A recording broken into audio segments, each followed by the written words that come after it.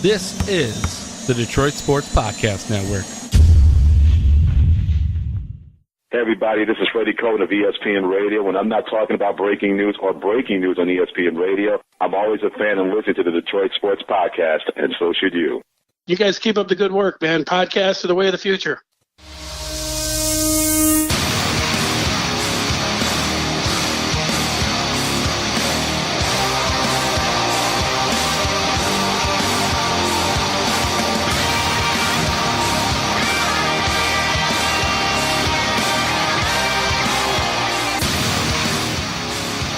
Welcome in, everybody. Episode 295. We're on the air, baby. Welcome in. I am the Doc, John McEnroe. Joining me, my cousin Adam, the Jock Strozinski. What's up, cuz? What's going down, sir? So I'm just going to take it all in the face right now. I am an idiot. Earlier this year, very early in the beginning of the year, I think it was, right around Martin Luther King Day. I believe it was actually that day that I made the proclamation that Michigan State would get bounced in the first weekend of the tournament. I then doubled down. I doubled down, Vinny. I doubled down on it and said that they would get bounced the very first game of the tournament. This is bad. That was a bad take. It was a bad take, Adam. So I'm an idiot. I'm just going to put it all out there. I'm an idiot. I will say this, for 38 minutes, Bradley played Michigan State very close. It was very touch and go. Michigan State, being Michigan State, had enough to pull away. Tom Izzo almost had to have a coronary to get his team to play well. It was absolutely insane. They ended up steamrolling Minnesota, which I expected. I expected once they got past Bradley, that was like their hiccup, right? I expected them to steamroll Minnesota. They turned the ball over 22 times. Play their C game. Steamrolled Minnesota. So just so everybody knows, I'm a big boy. I've come to the dance with my big boy pants on, and I'm an idiot. It's okay, guys. You can have a hot take and be absolutely wrong. I had a hot take, and I was absolutely wrong, and I'm here throwing myself at your feet, at your mercy, if you will, Doc, at your feet. I am sorry that I'm an idiot. No, it's okay, brother. Look, you had a thought, and you probably assumed that when Nick Ward was injured that it would take him some time to come back, but you got to remember, like the arguments that were made for Michigan State, Cassius Winston is an OG, and he's slowly starting to build his reputation, and one of his first goals was, after the frustrating loss last year to Syracuse at home, basically, at Little Caesars Arena in front of a lot of your fans and things like that, with talented individuals, what are people going to remember from that NCAA tournament is the fact that Tom Izzo chose a white guy senior named Ben Carter over an NBA lottery draft pick. Everyone's going to talk about it. So now, fast forward to 2019, nobody wanted a repeat of that, and Michigan State's playing well, and they're doing it old school, Tom Izzo style, rebounding and defense and stepping up at key moments, and the draw was basically very much in favor of Michigan State. To play Minnesota, instead of Louisville was probably a lot better for the Spartans, and they could afford to play a game like that. Going forward, they have to get better. I do think that with rest, more practice, and the ability now to play on Friday, they do have a chance for that dream matchup this weekend, Sunday versus Duke, but I do think it'll end there. In terms of that, I don't see Michigan State playing. Do you remember when Michigan got to the Sweet 16, they played Houston? Yep. And everyone was like a little bit nervous. People were talking up Houston a little bit. Kelvin Sampson, decent coach. Michigan showed up and played balls to the wall. And they played a perfect game. And they were shooting lights out. It was like they couldn't miss. The bar was lit up. Everybody was having a good time. Michigan State's going to have to play better than that to probably beat Duke. And I don't see it happening. And like I said, I do think that they'll play well versus LSU, but I don't see them being able to keep up with some of the talent that they have over there at Duke. They just keep bringing it. Now, some people, and I guess we'll start there. We'll talk about Stafford. Do you want to stay here? Yeah, we'll stay Stafford here to the next segment. Yeah, we'll talk about Stafford and the NFL rule changes in the second segment. I want to talk about the tournament right now. I do think that Michigan State got lucky again to play LSU in that they're dealing with some stuff off the court. Mm-hmm. They've played well. Give them credit for dealing with that adversity and getting to the Sweet 16. But Michigan State, if they play well, rebound defense, I think that in D.C. they'll have a good time on Friday, 7 p.m. They'll have the opportunity to advance. Yeah, I think you're right. LSU is the worst 3 seed remaining right now. They were the actual worst 3 seed that was slotted as a 3 seed. I think Ken Pom, for those advanced metrics people out there, they were the 18th ranked team. So they weren't even a top 12 team when it all kind of shakes out. So LSU having their off-court issues with their coach not being there, the FBI investigation ongoing. There's a whole bunch going on around LSU right now. They are ripe for the picking. The fact that they've made it this far has surprised me. I'm astounded that they've made it to the Sweet 16. And speaking of coaches, are special handshakes like passé now? I mean, really going on a telephone and talking about what you're going to do potentially that's illegal is kind of dumb these days. I feel like you can just walk up to a person, you'd be like, wink, wink. We handle our business, money rolled up in some rubber bands, and you handle your business. And I don't understand why these coaches, if they're going to go down that road, haven't figured out a way to kind of subvert the system and doing it on a telephone, email. I don't get that kind of stuff. That's the number one spot people look to investigate you.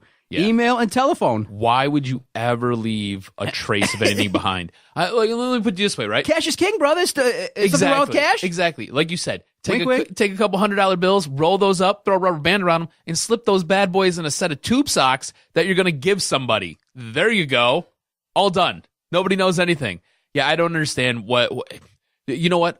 This is so now Nike is being brought similar stuff. Yeah, so you had the Adidas fallout last year, right around this time. Now you've got the Nike shoe is dropping. This is absolutely crazy for college basketball right now. And a lot of high-profile athletes are involved in this mix. As far as the NCAA tournament goes, Oregon's Bull it has been named. Actually named. Yeah. So this is absolutely nuts right now.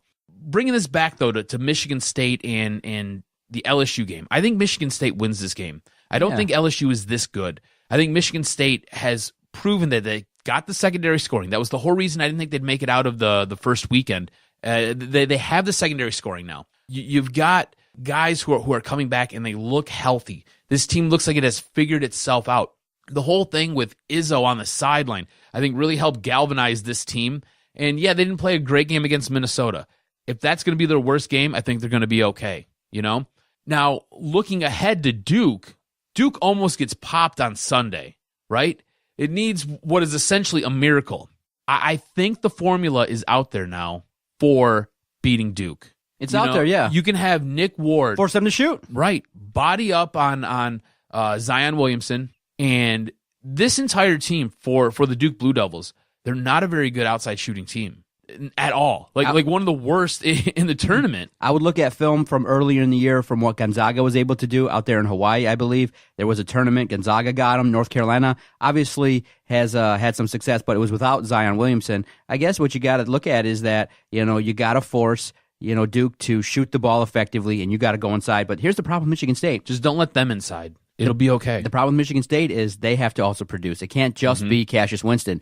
If you have a 5-minute lull offensively versus Duke, you're going to be down 8, 10, 15 points. And it's just, I don't see it yet. So for me, it's going to be a skeptical approach. I need to see it to believe it. And I do believe Michigan State will have to have that supreme performance. Now, am I happy that it's going to be on Sunday and they have now this whole week to prepare for it as well? I do think that's what they're doing. They're preparing for LSU and Duke, and Tom Izzo. Izzo. What good coaches do. Tom Izzo will make it a game, and I do think it'll be a game that goes down to the wire. Last 5 minutes, what will happen? Who steps up? Will there be an unsung hero like Matt McQuaid? Will there be an unsung hero like Kenny Goins that steps up when it's like 56-56 and 5 minutes left, and you got the ball? You got to handle your business. And like I said, defense and rebound travel. So I hope that there's a strong opportunity for Michigan State to defeat Duke. Now, if they do, there is, increasing talk and chatter that maybe, the fourth matchup could take place. Michigan State, Michigan. I think that'd be a dream scenario.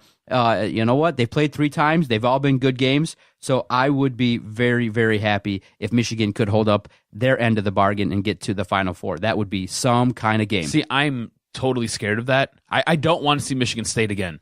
like you've already popped us 3 times. I don't need a 4th, Right. And the biggest stage of them all, right? Exactly. This would be the biggest game ever between Michigan and Michigan State. I don't need to see Michigan lose again to Michigan State. And that being said, it's not that I'm terrified of Michigan State. It just, Michigan hasn't showed me anything in the 3 previous games, right? You get the lead, and then you cough it up. To me, Michigan, when they play Michigan State, is soft between the ears. Now, what I've seen this weekend has me raving about Michigan, all right? I feel really good about Michigan, especially in that game against Florida. They showed me a ton in that game. A high IQ basketball. Not just running up the court and just taking shots. No, passing the ball around, looking for open lanes. You had guys slashing to the basket. When was the last time you've had a Michigan team with guys that could slash to the basket? It feels like forever if you've watched any of the basketball this season. On top of all that, they started that game by force-feeding the big man down low. At what point can you ever say that Michigan has had an inside presence? That's the one thing you and I talk about all the time on this podcast. Go inside, baby. That's the difference between Michigan State and Michigan. Michigan State has no problem going inside to go outside or outside to go inside. Michigan doesn't do any of that. It's basically a perimeter shooting team. They force-fed Teskey, and that helps set them up. They have figured something out here. You've got a big man who is generally taller than just about everybody else on the court, and he's good inside. They have no problem feeding him the ball and going inside. Then if they have to, he can kick it out. They've got the pick and roll going. They've got the slashing to the basket going, opening up lanes, and then setting up other shooting lanes on the outside. It seems as though this team has, everybody thought that they peaked early when they rattled off 17 wins in a row. Now, I think this team has developed a new level to their game, and I think they're finally coming around. So maybe they're starting to peak now. Maybe they haven't peaked too early. Look, I'm excited for this game against Texas Tech. It's going to be a very difficult game. You mentioned Houston from last year. This is going to be that Houston matchup this year. Texas Tech plays a great style of defense. It's very, very difficult. On top of it, it's a team that can score and score in bunches. So Michigan's going to have to slow the game down. It's going to have to be one of those slow plotting games. So we've been recording for about 12 minutes. I'm probably going to need a Cliff Kingsbury cell phone break. Give me about 10 minutes here to relax. Did you hear the news? No. Oh, Cliff Kingsbury from the NFL. He's decided that, you know what these athletes need? These high-priced, bulking NFL athletes. You've got me looking on my phone right now. What's going on? He's decided, and he's implementing a 20-minute cell phone break during his meetings. What? Yes, it's classic, and everyone's laughing at him, and it's kind of funny. So I'm going to need a couple minutes here to kind of go on Snapchat, and let's distract ourselves from the business at hand and take a cell phone break. Read up on it. It's very funny. People are laughing their ass off at him. Dude, we've been recording for 12 minutes. What's going on?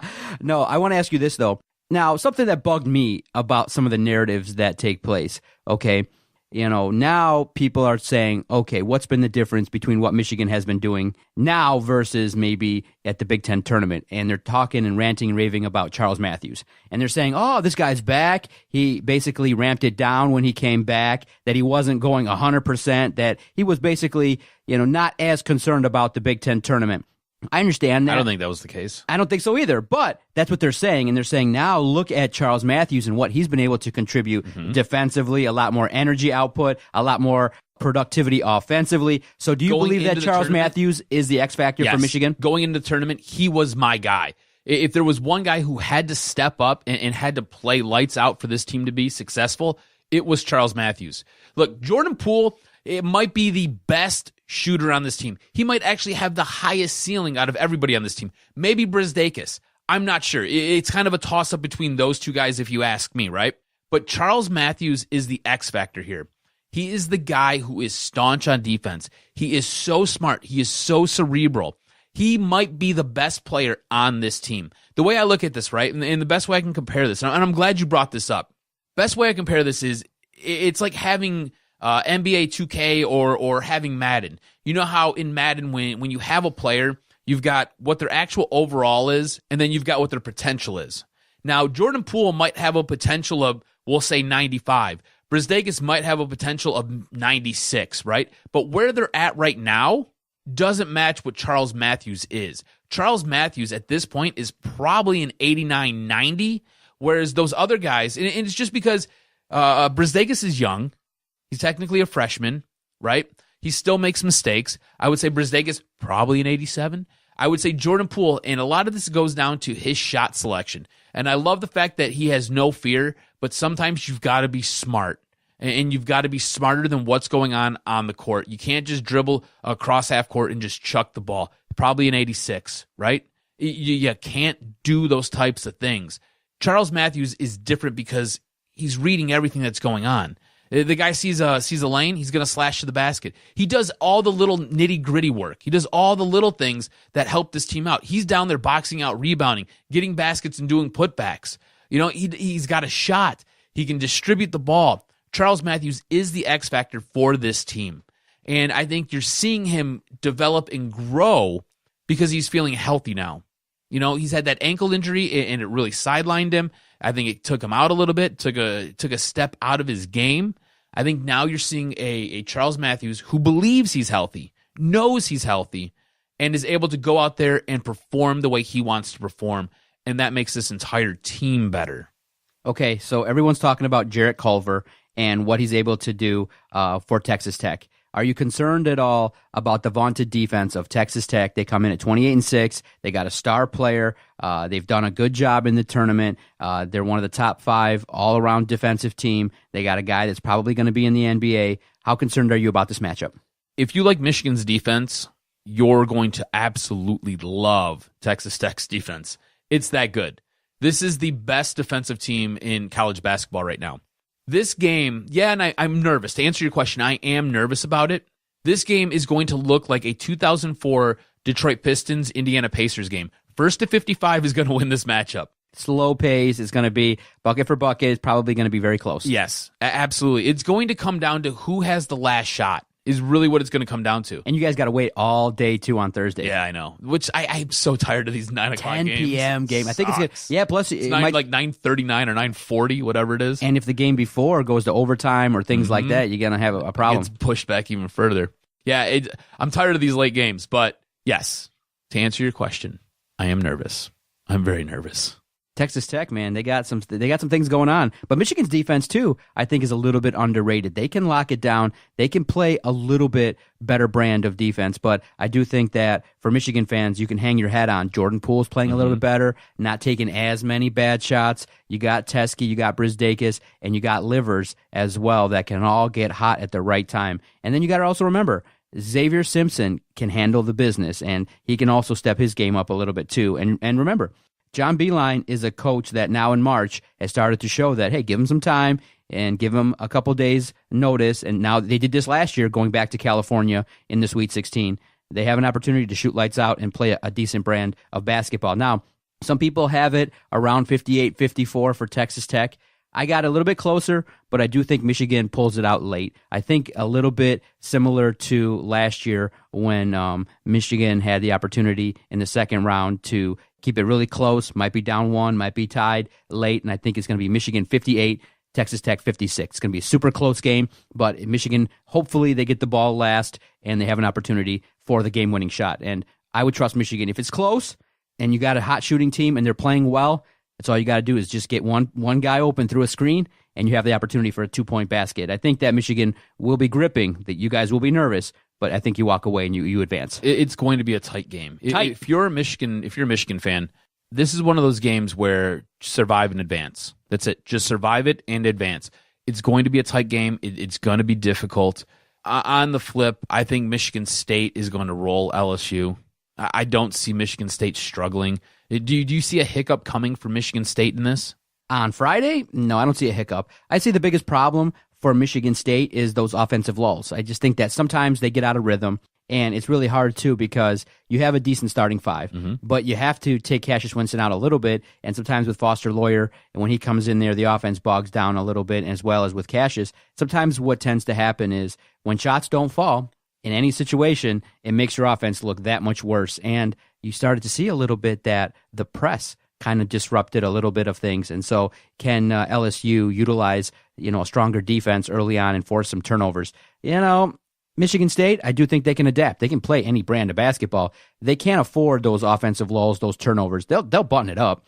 I'm probably like yourself thinking that they're going to advance past LSU. Versus Duke, I'm still conflicted as to what strategy they should take. Should they let Zion go off and let him have 35, but then limit the rest of the team to 25 or less, and then you try and keep up with them? Obviously, you're not going to want to run the floor with Duke. You're going to have to get into your half-court set and run it effectively. Because if you're trying to run with Duke, forget it. Their athletes are going to blow you off the court. But it's just sometimes it's just a matchup nightmare right now when you have Zion Williamson and what he's able to do. He's going to demand a double team. And I do think that they probably will force the outside guys to shoot, and they can make it. Cam Reddish, dude's not a bust. He's not a bum. He can handle his business. They got guys that can perform. Arguably they got 2 of the best 3 players in the entire NCAA. So I'm nervous. Something that people have been talking about is if they do end up losing, whether it be on Friday or Sunday. Is the season still a success? Yeah. You had a massive injury. Langford would have been a great piece to have in this particular tournament. Would you say this team, if they had Langford, do you think they would be in the championship game? They might have had a 1 seed. They might have been able to maybe not lose to Indiana both times, maybe just the one time. Then they have the 1 seed, and then you've seen what happened now in that region. That's the worst region I picked, was the region with Virginia. Nothing is going to form. Every other region somewhat is going to form. That region with Virginia is way out of whack, and it's all over the place. So I think that maybe they would have earned the number 1 seed. They would have had opportunity to have a better opportunity to get to the Final Four from that side, and then you play Duke in the finals. I think with Langford, you would have probably had Michigan State Duke in the finals with a loss. Duke's just the best team if they play well. North Carolina, though, watch what they're doing. Tennessee is playing very, very well. I don't see too many sleeper teams that are going to play well enough. The team, though, that I've kind of peeked into, that I really like how they play, dude, you see the Japanese superstar and Gonzaga?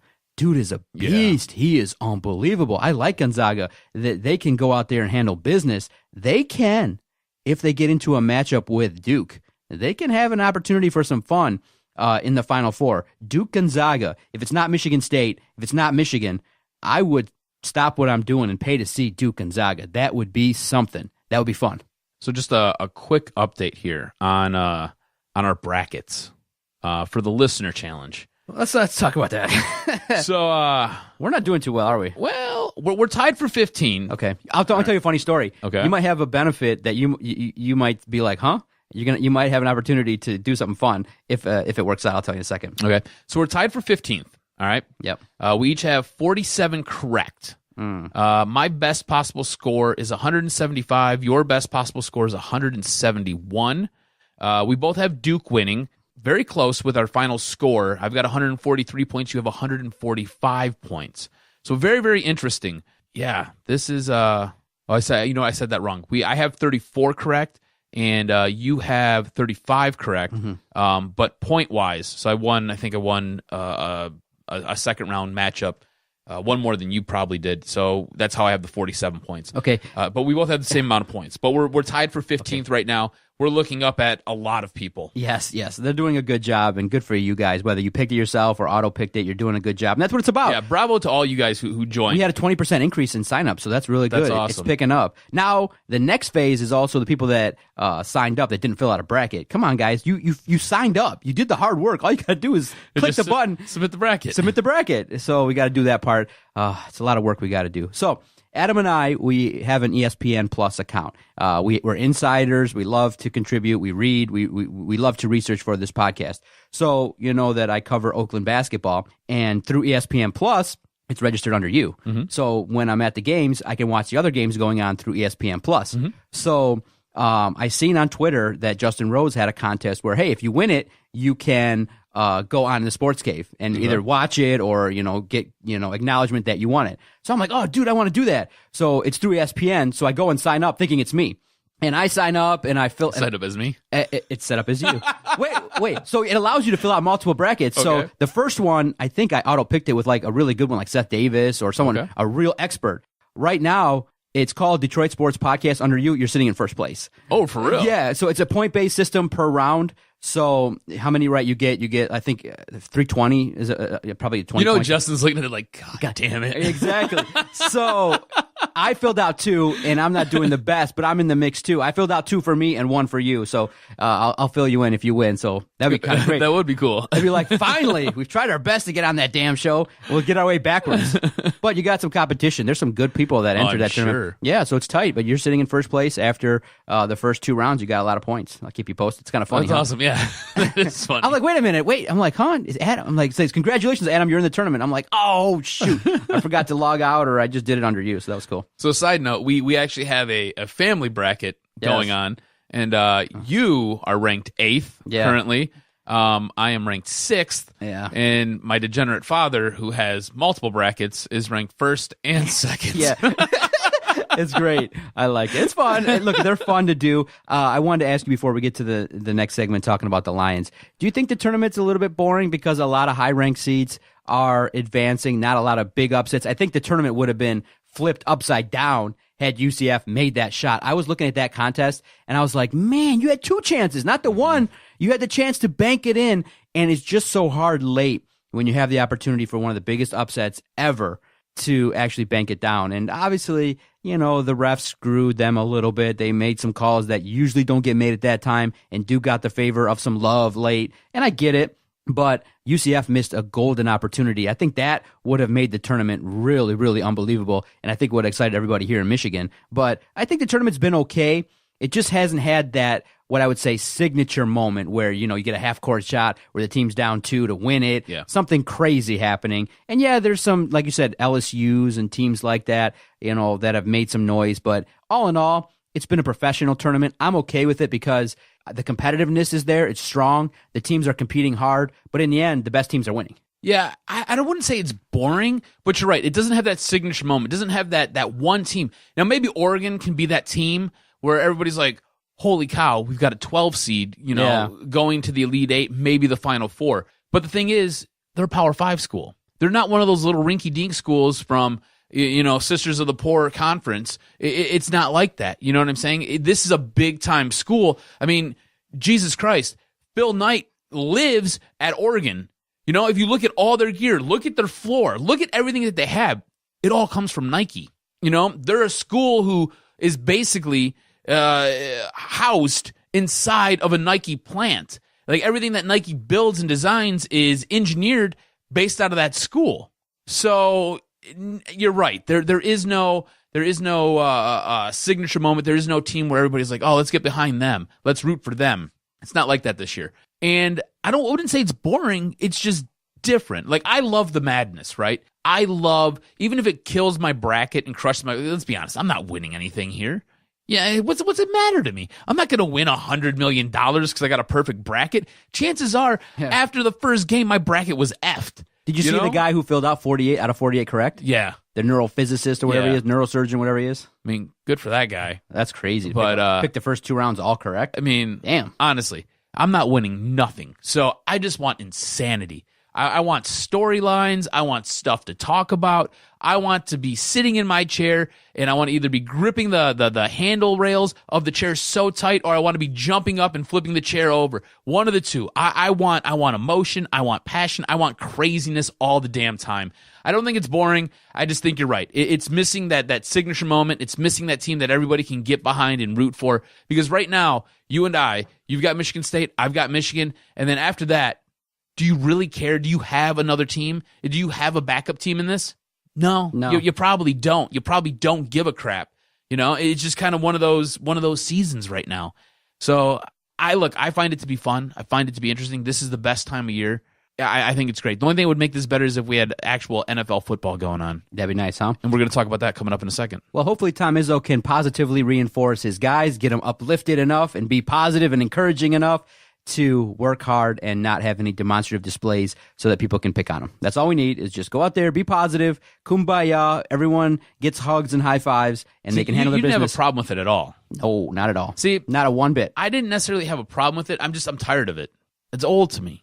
Do you know what I'm saying? Like, it's 20 years of it, yeah. Yeah, I mean, it's Tom Izzo does this all the time. One thing I talked to Jason about. Over it. And he said, look, it is what it is, and we have to own it. Mm-hmm. And I think the talking point is not what Tom Izzo does and how he screams and yells and things like that, because the players that go there, they know what's going to happen, and they experience sign it. Up for it. Should he change to get the high-end player? Should he just say, look, you know what? I've only got one title. I know I've made it to the Final Four a lot. I've reached what you would say is a level of success that's good. But if you want to take a critical, serious look at yourself and you're honest with yourself, you say to yourself, what can I do to get a Zion Williamson here? How could I have fought for Jabari Parker? Why are top 5-star guys not coming to Michigan State? And part of it is, I think that the 2019 athlete, whether it be right or wrong, whether it be you agree or not of how they should be coached, I think they, by and large, the superstars want their ass kissed. Mm-hmm. They don't want to be pushed. They don't want to be told, and I tell Vito all the time, because, when he does something good, I'm always telling him, well, do better, do this. When he takes a video, he takes a video, gets 1,000 views. I'm like, why didn't he get 2,000 views? And so he's like, he gets it. Poor Vito. Poor Vito. He's the highest paid, technically, podcaster in the Midwest. He really is. He is, because of me.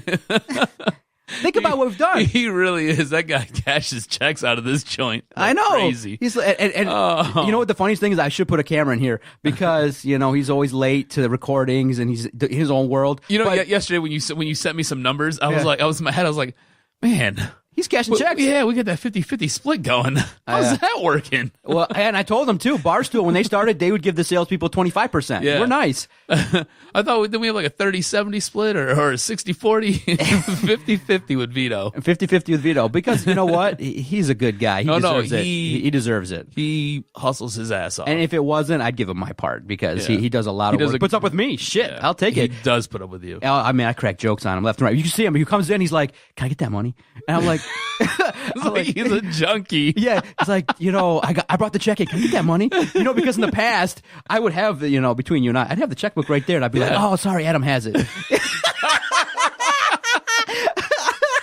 I'd be like, I make him wait a week, and then the next week he'd forget, and then so we would just hold the money. You just hold it. Yeah, we just hold the money, and then he'd come back in, and he really is not like that. But when he'll say it once, and then he'll forget. Yeah. Like so, if I don't bring it up, well, it's because he's got 100 things going on. Exactly. So, and yesterday too, I was nice. He'll remember this too, Vito. He was about to leave, and I'm like, hey, you want to get paid? He's like, oh yeah, I was gonna forget. Can I give you this money? Yeah, exactly. yes, you can. Thank you, Vito. Can I answer your question about Tom Izzo, whether or not he needs to change? Can I give you the answer after this tournament? Can I give you a cop-out answer? Okay. Because if he makes it to a Final Four, right, I think he's doing okay. Look, he does need some high-end talent, but if you go out and you beat Duke, are you like what is Izzo's kryptonite? It's Krzyzewski. Like honestly, it's not a rock. It's not a basketball player. It's not a game. It's not. No. It's that one dude who coaches down in what is it, Durham, North Carolina, who looks like he's a rat. It's that guy. It's him. It's the guy. Honestly, it's him. And look, I think Coach K is a great coach. I think he's outstanding. But he does look like a weasel. He does own Tom Izzo. That's it. So if Izzo is able to get by him with a team that has suffered monumental injuries and is doing it behind a guy like Cassius Winston, who has developed into what I believe will be a top 10 NBA draft pick, you're doing something right. Second half of the podcast is going to be just as good as the first. I'm going to give you my TV and movie report. Oh, man. When you get older, TV is really fun to watch, to catch up and binge watch some stuff that you just haven't. I'll tell you a couple of shows that I started to watch that I'm really, really excited to watch. And I did get a chance to see the Russian 5 movie at Imagine. Ooh, you did? It was good. Yeah. I want to tell you about it right after this. Okay.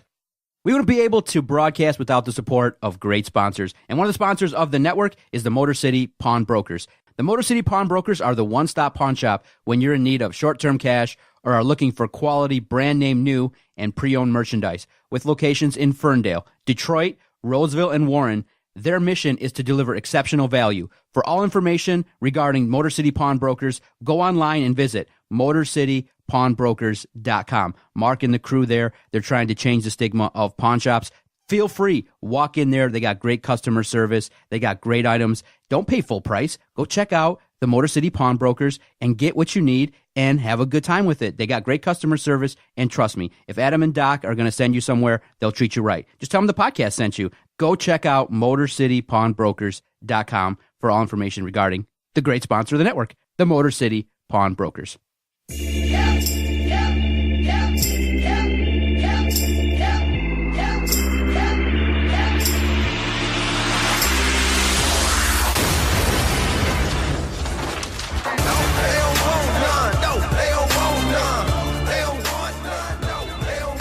So, cuz the Imagine Theaters, you know what they do on Tuesdays that's great?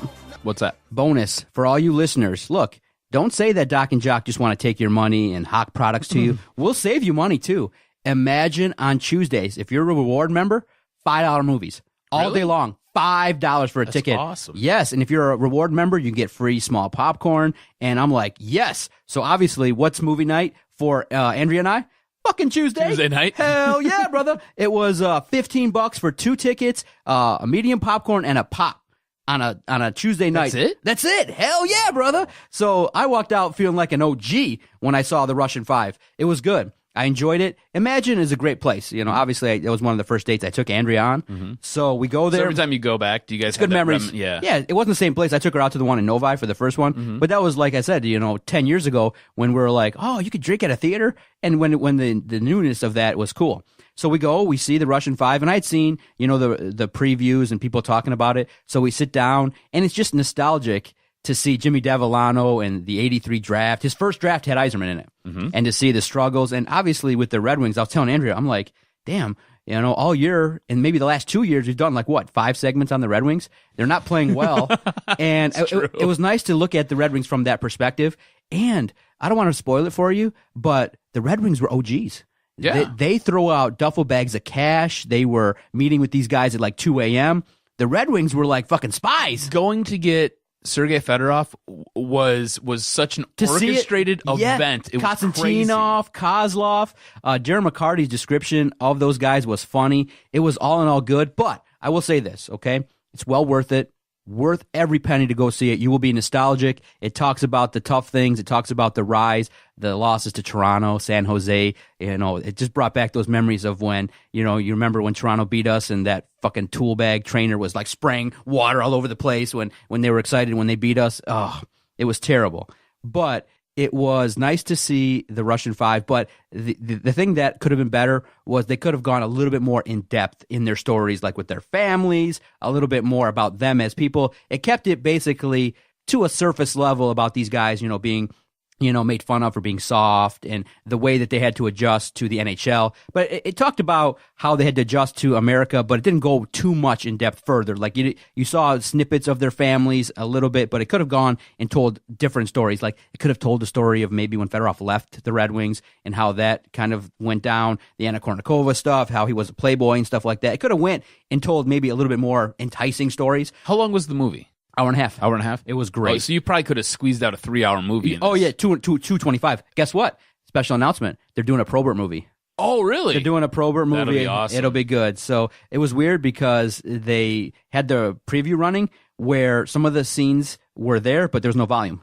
So it was a jacked up preview. Oh. Yeah, so you could see it. Obviously, you could see that there were guys talking, but no voice was coming out. There's a movie on Netflix. I think it's called Enforcer.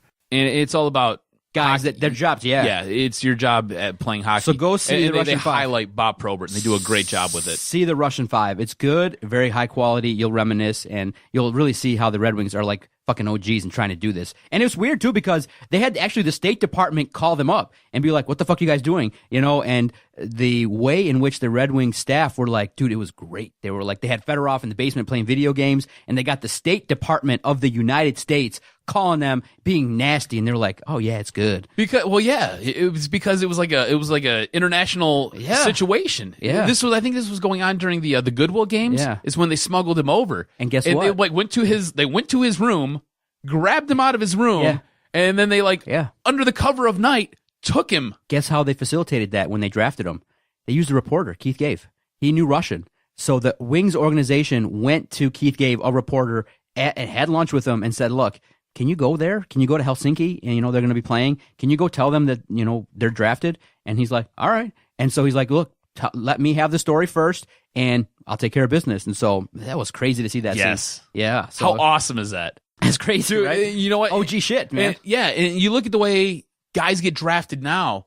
They were so ahead of the curve. This is before bringing in big-time European players was even allowed or was something that you thought about doing. Back then, it was drafting him in the third round. Yeah, Devellano was laughed at. Yeah, this was it was United States and it was Canada, and every now and then you get maybe a Finnish guy or maybe some older Swede who wanted to finish his career here, something along those lines. It was never anybody crazy. No, you're going out there, you're grabbing the best of the best. You're doing it from Mother Russia. Good luck. Now, the other show that I'm catching up on Showtime is Billions. I saw the first episode. Good? That's the one with The Rock, right? No. Billions is about, has Paul Giamatti in it. Okay. And he's a U.S. prosecutor, and it's about a billionaire hedge fund guy that's doing some maybe insider trading to be wealthy, and it plays off the dynamic of those two. It was probably the best hour of TV I watched in probably a couple years. Really? Psychologically, enticing. It has the, the mentality of this hedge fund guy that everybody loves, and you got Paul Giamatti that's now playing games with him just to let him know, hey, I'm onto you. I'm onto your shit, that you're not this all great guy. So I finished episode 1. I will be binge watching it. It's good. Yeah. Billions. Is that on Netflix, you said? It's on Showtime. Showtime. Okay. So I get it through the Dish now because I get it free because Did you call Dish and you started arguing with I them? bitched because they don't have HBO. They don't have HBO, so they gave me Showtime free. Yeah, freaking HBO, and they've given me.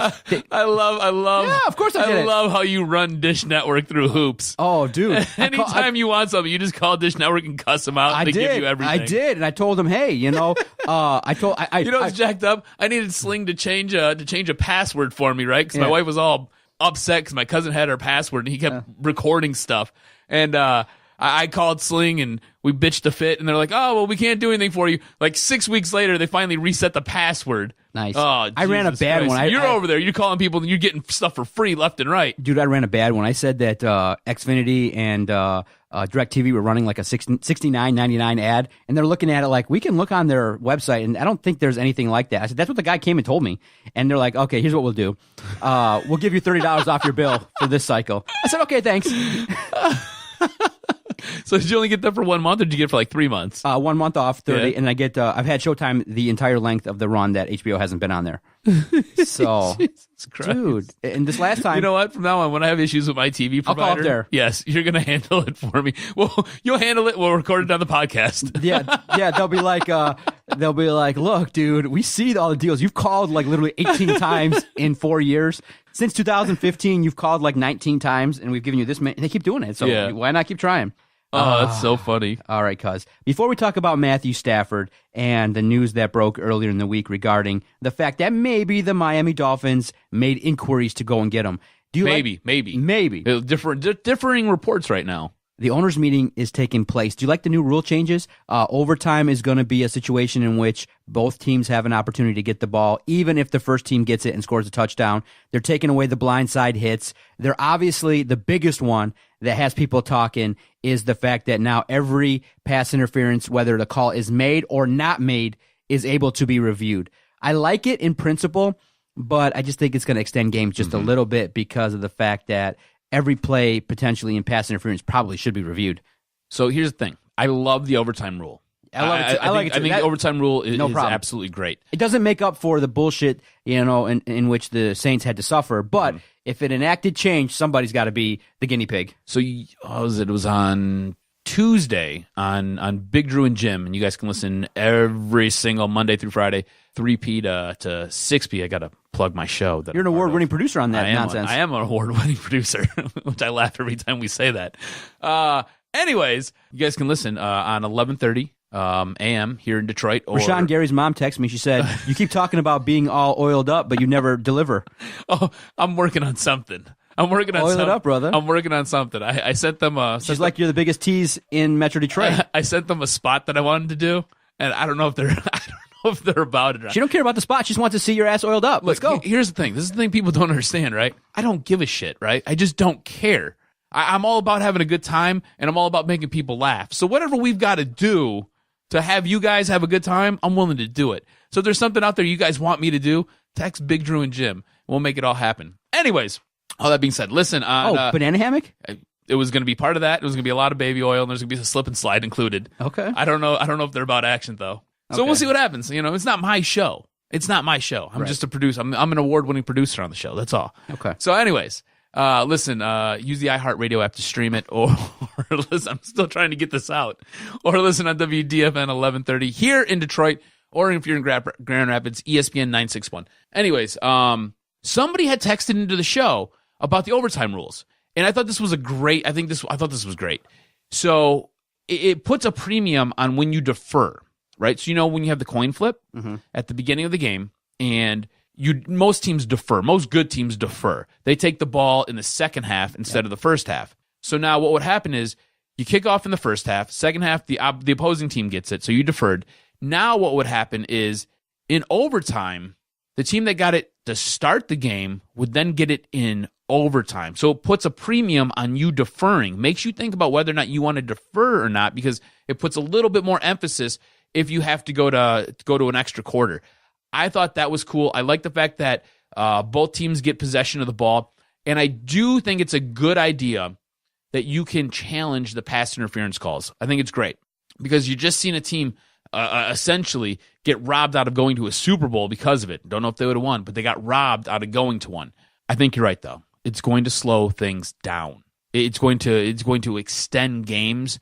I think there should have been a limit to it. You shouldn't be able to challenge everything. Also, I need to know with this rule, if the referees go and look at it and it turns out that there's not defensive pass interference, but there's offensive pass interference, can you pick the one flag up and throw another flag? How is this going to work? Or if you're watching the play unfold and you see that, it is defensive pass interference, but the offensive player was holding while it was going on. Like, how are you going to be able to handle this and legislate that? And what's the penalty going to be called? So I need a little bit more information on what they're trying to do here, because it's very vague. They've come out and they said, hey, we're making a change to the pass interference rule, and now they're all challengeable. Okay, cool. But what else is there? And I think when we go to watch preseason football, mind you, I think we should do away with overtime in preseason football. There's no need for it. Nobody gives a shit about preseason football. Why? So your kicker can go out there and kick? Throw him out there and let him kick. It doesn't matter. These games don't matter. What are we doing here? I mean, Detroit Lions fans, you know this. You had a team that went 4-0 and then went 0-16. So you know this. They don't matter. Is the game better as a result of these changes? That's all you can ask for. I think it will be. Nothing's perfect, but it'll be better. Yeah, look, when you watch a game, you just want them to get it right? You just want it to be the correct call. This puts the league and it puts the referees in a situation where you're going to make the right call now. You might not get every single one of them right, but you're now going to get a large majority of them right. And if you do happen to get something wrong, cool, just fix it. What I always find funny is when there is a call that is so egregiously wrong, they then go to replay, and you see on the replay it is egregiously wrong, and yet they don't overturn it. Not conclusive. Yeah, you're just like, what are you talking about? Like, even my blind grandmother can tell. What are we talking about here? I always find those funny. I can't wait to see how it applies and how the Lions will get screwed by it, where they'll actually make the right call and then it'll get overturned. Look, man, 2014. If we had this rule in 2014, I mean, Jim Caldwell probably wouldn't have threw a flag. Yeah. But 2014, we could be talking about something totally different right now. We'll see how this progresses.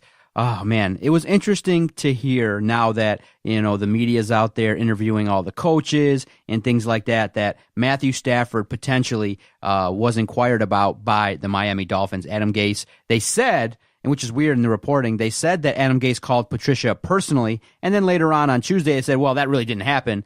And basically the story was that the Dolphins inquired and never really got to the point where they made a formal offer, but the early talks were that they were willing to give up their 2018 first-round pick, and I think you said it would have been the 11th overall pick. They would have had to have probably given up a lot more to get Matthew Stafford. That was the starting point. That was the starting point. But that the Detroit Lions never really took it any further, that they shot it down, and it was basically known that they were going to roll into 2018 with a new coach and keeping Matthew Stafford. As a result of that story, it's brought up a lot of interesting talking points that we can get into. One, would you have made the deal? Two, even though the cap hit would have been probably massive in terms of the fact that you just signed him and trading him would have really been a problem, you might have got some relief, trading him after June, but it still was going to be a big number to let him go. And two, the other point that I think is underlying is that I really think that if you get Bob Quinn liquored up, give him some fine-ass whiskey, take him down to Hamtramck, show him a good time, I think he would tell us that he would have done it. I really think that the organization and Martha Ford is hamstringing this guy, starting with just observing the moves that he's making. You keep Jim Caldwell. Now, is he that diabolical that he keeps Jim Caldwell to get an extra year on his contract? Does he do that so that he can actually know that he's going to fire Jim Caldwell? Is he actually thinking that many moves ahead? Well, look, because it would seem like a real general manager would blow out Jim Caldwell, bring in your guy. It would seem like a real general manager, after seeing Matthew Stafford for a decade, would say, look, probably not here. This is a candidate to go somewhere else and get success. So the bigger point is, and we'll talk about whether you would have made the move, the bigger point that we've been talking about for 3 years is Bob Quinn seems like he's not fully in control, that he has to answer to Martha Ford, and the Lions absolutely love the encapsulation of what Matthew Stafford is. A classy guy, no nonsense. He shows up to work, is not out there snorting or doing anything inappropriate. A family I like man. how snorting was thrown in there. Yeah, he's not snorting anything.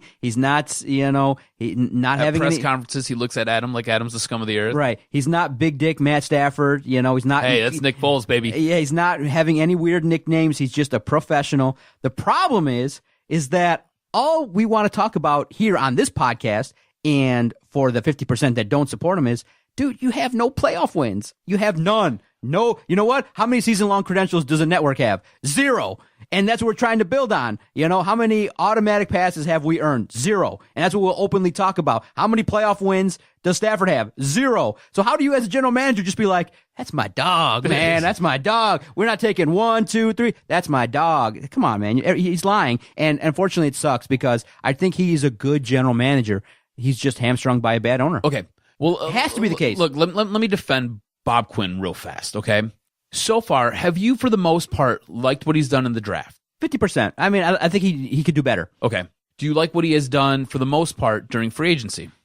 Similar like anybody else. You gave a lot of money to Rick Wagner, hasn't delivered. You went out and got TJ Lang, that was a waste. So, but there are guys that you brought in now last year in Snacks that has been great. Now this offseason, who you've brought in has been okay. You've overpaid for some guys, but I'm okay with it. So a little bit of a mixed bag, but if you had to say, if we drew a line right down the middle, right, 50%, would you be more on the pro or would you be more on the con side of the 50%?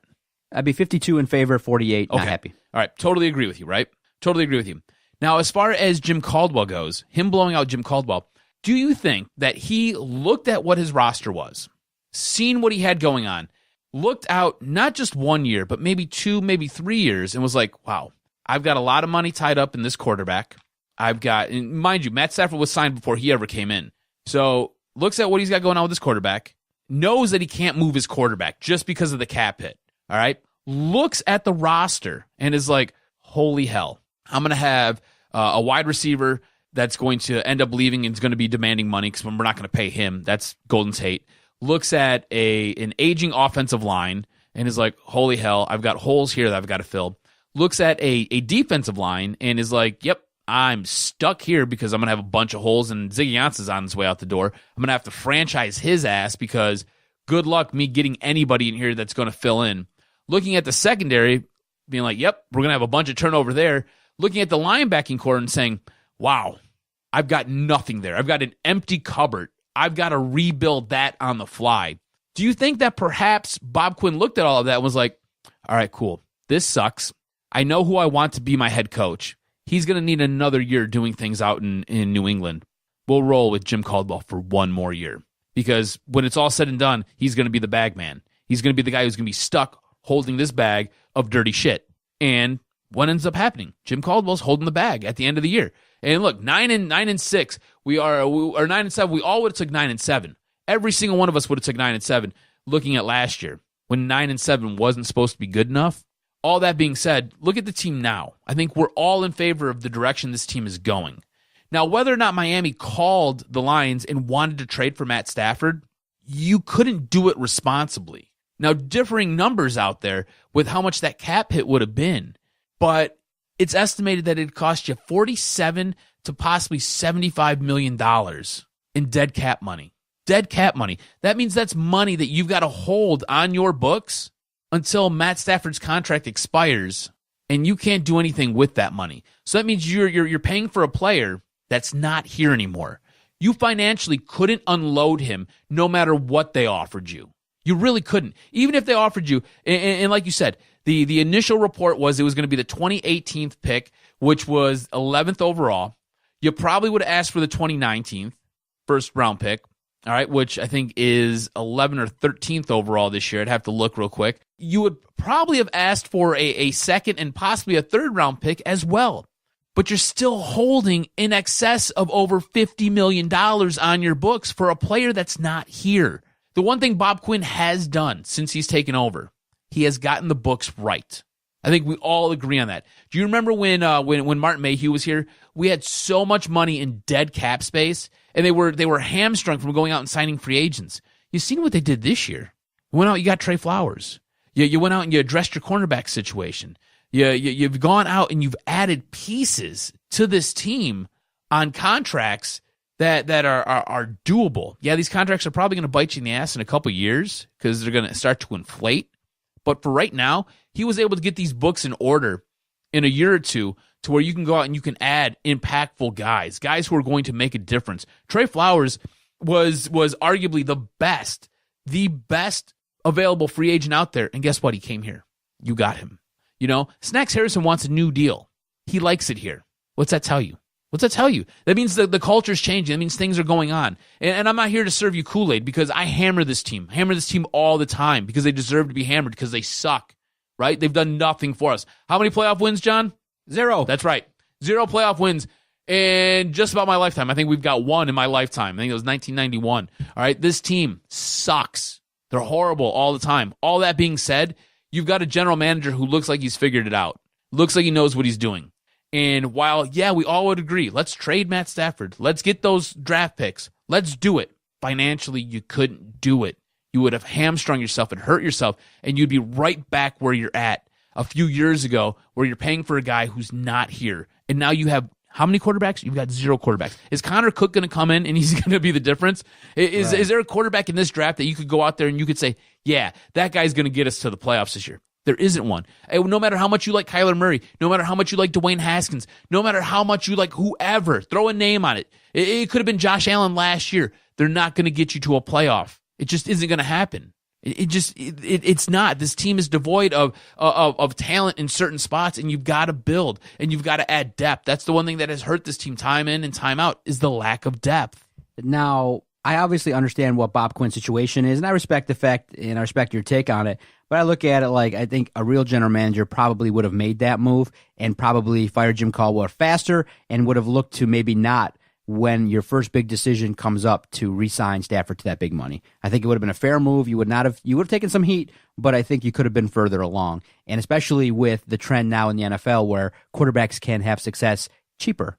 And I think that's where, as a general manager, your job is to be visionary as well. You can't just be average and do things like everybody else. You also have to do things that are outside the box and are different. So I think that with Bob Quinn, he made his move and he put his cards on the table and he went all in with Matt Stafford. And I think that probably, if it doesn't work out here, will be a big mistake. Now, when this news came out about Stafford, I wasn't disappointed because the cap number, it's just the facts of the matter indicate that move was just not going to be made. He wants to roll money. The part that bothers me now is Stafford is going to be asked to do less and be paid $27 million. Yeah. Yes. So this is going to be a team that's going to run the ball like 50 times a game. Stafford's going to what does that mean? Like 15 to 20. So you're paying a quarterback $27 million a year to throw the ball 18 times a game? But you know what? Let me ask you this. All right.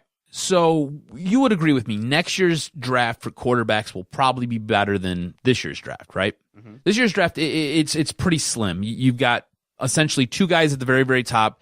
And depending on what you think about Kyler Murray, you might only have 1 guy at the top, and that's Dwayne Haskins. And a good chance with the Lions drafting where they're drafting, both those guys will be gone. So unless you're going to invest a first-round pick and something else to move up, good possibility you're not going to get either one of those quarterbacks.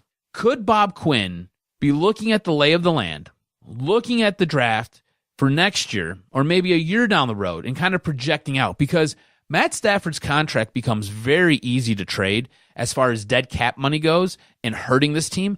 Could he possibly trade Matt Stafford in a year, maybe 2, when that cap number gets really, really small, like $10 million small, even less than that? Could he possibly trade him then and then go get his quarterback of the future? Maybe not even this year, but maybe next year. Do you think that's possible? This is just kind of one of those things where he's like, look, we signed him to this extension. This was done before I was here. I would never have signed him to this extension. Well, we signed him to it. Now we're here. All right, let's do this. Let's try to handcuff what he does. All right, because I don't believe in him. He's not my guy. He's Martha's guy. He's not my guy. So let's handcuff him a little bit. Let's go out. Let's get an offensive coordinator that knows how to run the ball. Let's start to run the shit out of the ball. We're going to run it 50 times a game. Matt, you're only going to need to throw it 20 times a game. Cool. You're going to collect $27 million every single season. That's fine. A-okay. I truly believe he'll cut Stafford if this year's a disaster. If this year's bad, they don't make the playoffs. I do think cut that, him? Yeah. Why would you cut him? Why would you not trade him? Trade him. Because here's the part. You get something back in return. The only way you could trade him is if you're like, 9-1 and you get a massive injury. Not at all. What's the scenario in which you trade him? Because you're going to be trying to get to the postseason. I get it. If he plays bad, his value's low. But if you cut him, What are you getting in return? You still got to pay that cap money. You still got to pay that cap hit, even if you cut him. So no. You take a fifth rounder then if he plays bad? You got to get something back in return. Okay. And I think you could probably get more because no matter what we believe here in Detroit, nationally, everybody raves about how he's a really good quarterback. Everybody raves about how they want him. And unless you've got Tom Brady, Aaron Rodgers, Drew Brees, I don't know, insert other quarterback. I wouldn't say Jimmy Garoppolo. I think 49ers would probably take Matt Stafford over Jimmy G. Maybe call me crazy. I'm not sure. You could look at Dallas, okay? Look at Dallas. Dallas would take Matt Stafford in a heartbeat. You mean to tell me they wouldn't? They wouldn't trade you a first-round pick? Dallas has tried multiple quarterbacks and has failed every single time in the draft to get their quarterback. Do we need another Trevor Siemian experience? I don't think so. So Matt Stafford could be traded. He has value. There'd be no reason for you to cut him. You would trade him before you ever cut him. And that's just to recoup something in return. I get what you're saying, but even if this team was the spiral out of control and they were to go 5-11, okay, they have a really bad season. And Bob Quinn's like, he's not our guy. He's not going to do it for us. He's going to be working the phones. He's going to call down. He's going to say, hey, John, look, you're a Hall of Fame quarterback. You know what it takes. You need a guy with some gusto. You need a guy with moxie. You need a guy with arm. Guess what I got? I got Matt Stafford. He's ballsy, gutsy. He's got arm. You know what you got? You got a first-round draft pick. Let's swap. And you can make it happen. Yeah. Honestly, you could make that happen. And what are you going to have to eat? You're going to have to eat $10 million? Okay, cool. I mean, if you go out there, if your quarterback of the future is in this draft, you would gladly just take $10 million, set it on fire. If the guy who's going to get you through the next 7 to 10 to 15 years is in this draft, you would gladly set $10 million on fire in a heartbeat. So no, you would trade him. You would not cut him. It'd be silly to cut him. Great podcast recording. I love the fact that, right now, baseball is starting up. We'll talk about the Tigers on opening day next week. We'll have a week to kind of evaluate what they've done, and we'll have a chance to talk more in depth next week about it. I think that now, as we approach the draft, it's going to get super interesting with what the Lions are actually going to do. I like the fact that the NFL is making news and always working to improve the game. So we're always going to be peeking into the NFL, and now the Pistons are making their run. They're dipping back again, down from the 6th seed to the 7th seed. This West Coast trip hasn't been that great, but all in all, you know what? The world of Detroit sports, even though it's not the best right now, there's still a lot of things that we talk about and we're passionate about, and that's why you guys come here, because we're passionate and you know that we're going to deliver. We're getting closer and closer to episode 300. I can't wait. It's going to be a fun time. I thank everybody for listening to episode 295. And because the network is doing great things, I want to thank the newest sponsor, Detroit City Sports, 2 great locations, 12 Oaks Mall and Lakeside. I'm thankful that people are reaching out to us. I'm thankful that every day a direct message is coming in saying, hey, put me on. I want to be on your podcast. Getting a lot of audition tapes, getting a lot of MP3s. I love it. I love the fact that you guys know what we're doing. You see us. You see what we're doing. You see the hard work that we're putting into it. And now the fun is beginning, and we're really enjoying it because of your support. So I'm thankful for that. Tune in every Thursday to Doc and Jock. We're the best, and there's no doubt about it. Damn straight, bro. I like that. Before we get out of here, go blue, go white. Hopefully, we'll get to see both these teams in the Final Four facing off against each other. It'd be awesome. It'd be great. I'm terrified of it. I don't necessarily want to see it, but if I got to see it, why the hell not? On the grandest stage of them all. You know what I'm saying? Let's do it. March Madness, baby. We'll see everybody next week. It's not over yet, so you can ask me that one next week. Go blue, bitch. This was locker room talk. Second dick. Sorry, Detroit. Didn't quite work out. And all I can say is Detroit Sports Podcast scores. I have voices in my head. They counsel me. They understand. They talk to me.